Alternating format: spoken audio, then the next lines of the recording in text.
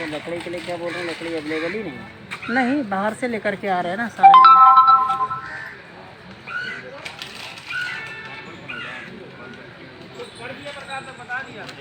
जो अपनी खुद परचेज करें। यहाँ परचेज कहाँ होगी? हो सकता है।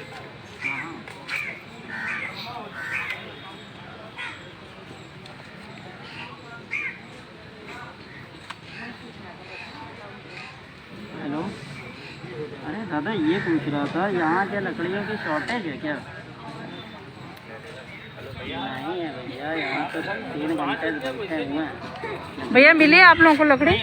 नहीं है ही नहीं, बाहर से मंगवाओ। बाहर से कहाँ मिलती है?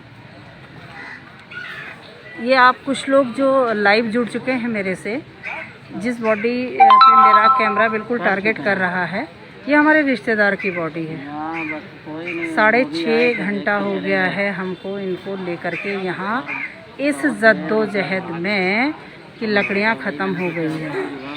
बात ये नहीं है कि लकड़ियाँ ख़त्म हो गई हैं, हम बाहर से इसका इंतज़ाम भी करवा सकते हैं, लेकिन कहने 1000 रुपये दे के आम आदमी कैसे खरीदेगा?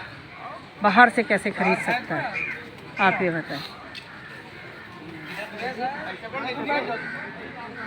और क्यों खरीदेगा? हम लोग टैक्स पे करते हैं। नगर निगम की जिम्मेदारी है कि वो इन अव्यवस्थाओं को देखें। यहाँ पे लाइजनर घूम रहे हैं। मेरे से एक कुछ लकड़ियों का इंतज़ाम हुआ है, तो आप कुछ पे कर दीजिए। मैंने उसको 500 रुपये दिया। मैंने कहा ये लीजिए, आप तब तक कुछ लकड़ियाँ हम लोगों के लिए इंतज़ाम कर दीजिए। उन्होंने कहा ठीक है मैम, मैं कुछ लकड़ियों का इंतज़ाम कर दे रहा हूँ।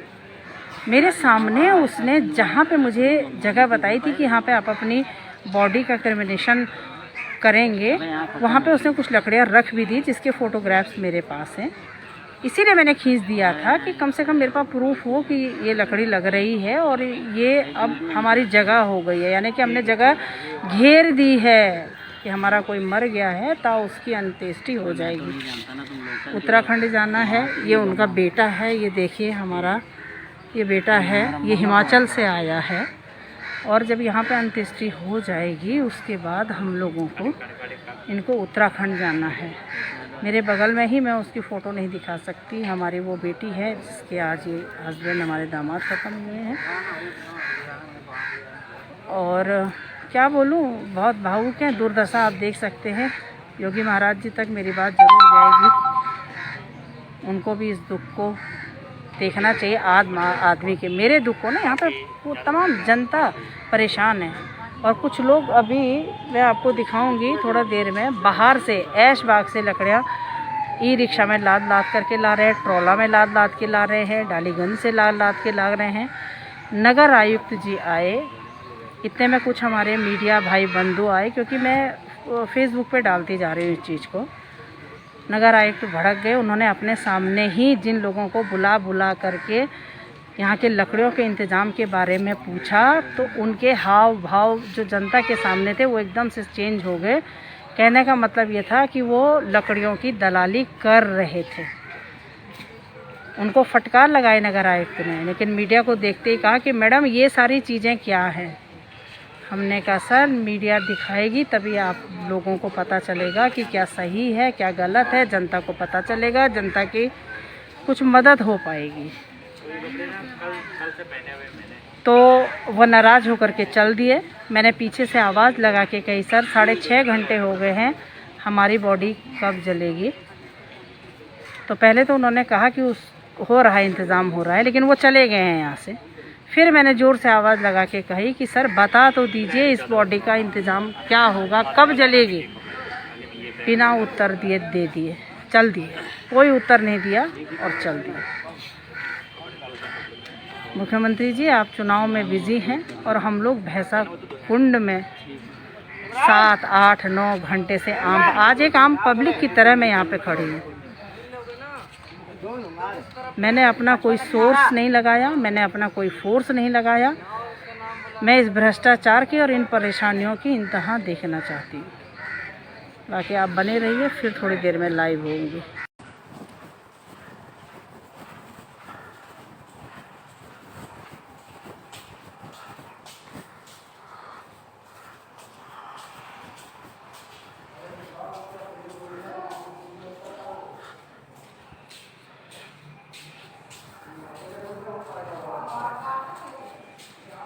ये हाल है भैया इनके। कहाँ ले जा रहे हैं इस बॉडी को? हैं? हाँ हाँ हाँ। भैया ये डिस्चार्ज कर दिया आपने इनको यहाँ से? इनको? हाँ। हैं? इसके कागज बन गए? मर्चुरी में? तो इसको हैंड ओवर कब कराएंगे आप इसको? हैं? सामने बैठी है। अच्छा, तो आप वहाँ ले जा रहे हैं? आप डॉक्टर से बात करिए कब का करते हैं, सामने है। चलिए आप करिए, हम बाहर खड़े हैं ना, आप उसको आप करिए करिए।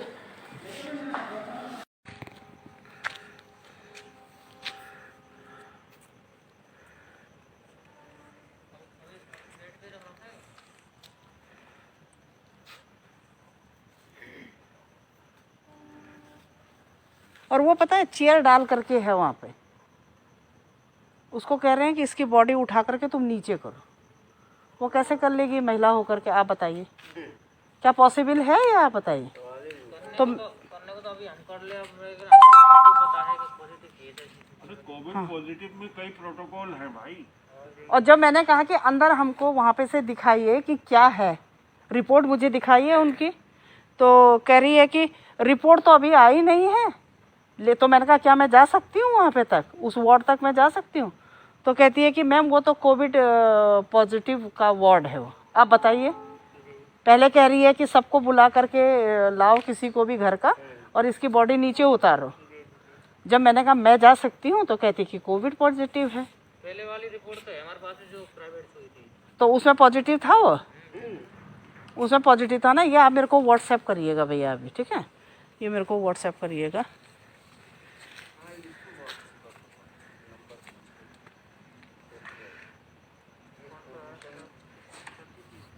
ये उत्तर रेलवे मंडल चिकित्सालय लखनऊ का हॉस्पिटल है। और दुर्भाग्य है कि मैं इतनी मध्य रात्रि में यहाँ पे खड़ी हूँ। उसका एक कारण ये है कि हमारे एक रिश्तेदार की यहाँ पे मृत्यु हो गई है और अभी कुछ दिनों पहले उनकी रिपोर्ट जो थी वो 3 दिन पहले पॉजिटिव आई है, कोरोना पॉजिटिव आई थी।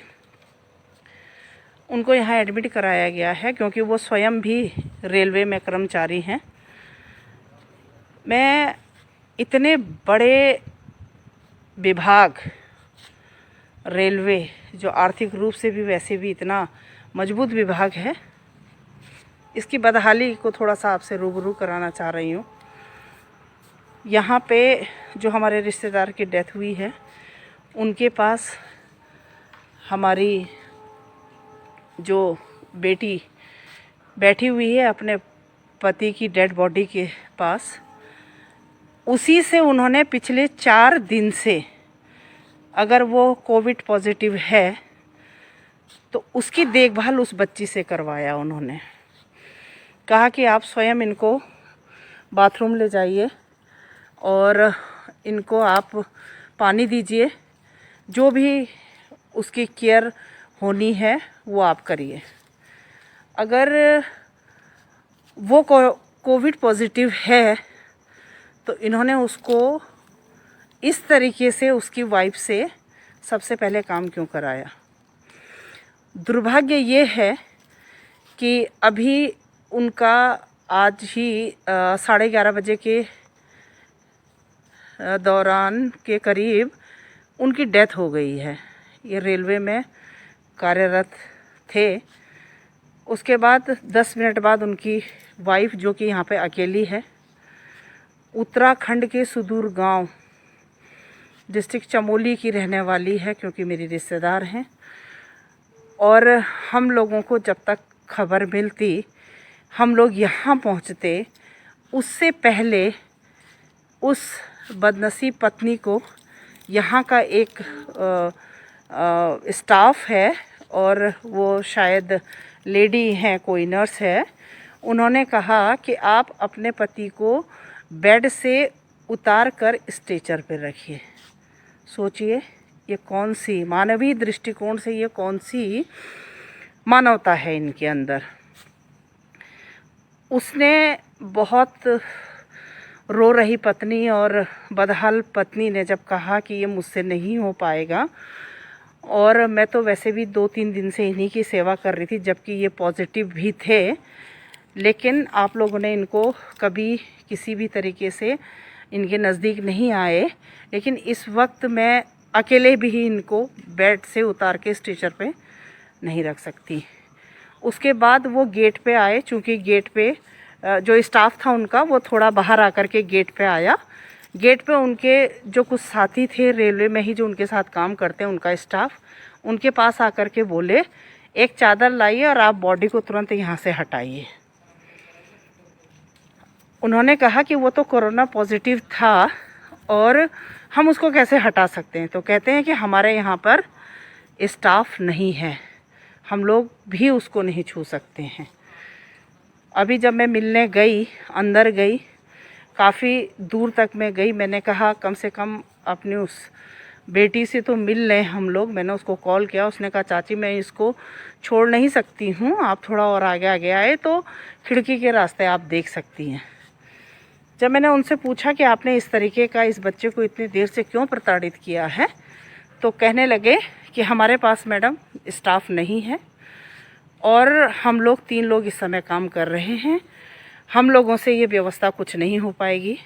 फिर से आप गौर करिएगा मेरी बातों को कि वो रेलवे का कर्मचारी था और रेलवे के हॉस्पिटल में अगर इस तरीके से बदहाली है तो मैं अपने इस लाइव से जो चला रही हूँ आदरणीय मुख्यमंत्री योगी आदित्यनाथ जी से कहना चाहूँगी कि सबसे पहले आप इस व्यवस्थाओं को सुधारिए, क्योंकि हो सकता है कि सब लोग हम लोगों की तरह सक्षम नहीं होंगे।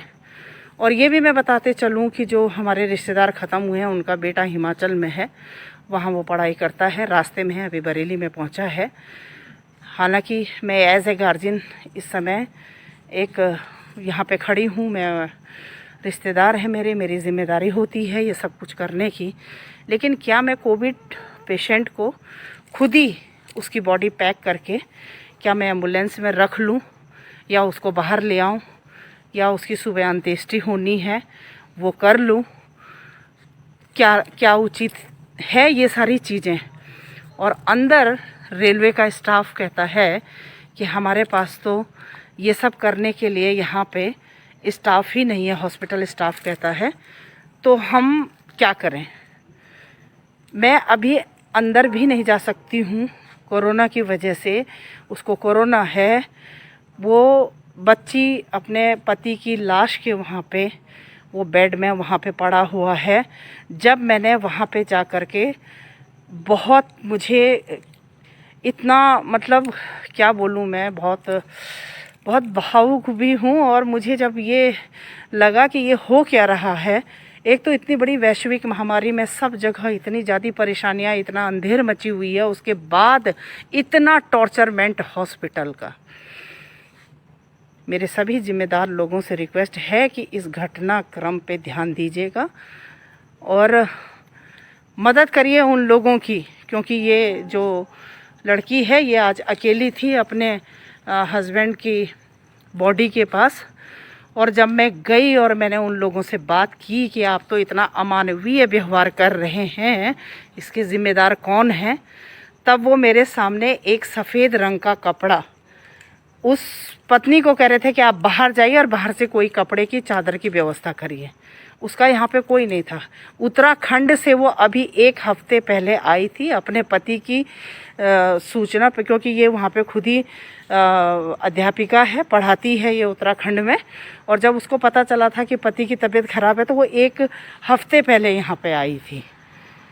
और इस तरीके से इन्होंने आज इतना गलत व्यवहार और अमानवीय व्यवहार इस बच्ची के साथ किया है। जब मैं पहुँची मैंने सारे लोगों को थोड़ा सा बोला कि आपके क्या रूल एंड रेगुलेशन है, कोविड पेशेंट की मृतक की पत्नी को आप इस तरीके से मिसबिहेव कर रहे हैं तो उन्होंने एक अभी चादर लेकर के उसके ऊपर डाली है। बाकी मैं क्या बोलूँ, मुझे भी बहुत परेशानी हो रही है इन सभी चीज़ों से। बस हम उसके बेटे का इंतज़ार कर रहे हैं। ये लोग शायद अंदर कागज़, मैंने कहा कि इसकी सेकंड रिपोर्ट आप मुझे दिखाइए, तो वो कहते हैं कि सेकंड रिपोर्ट अभी हमारे पास नहीं आई है।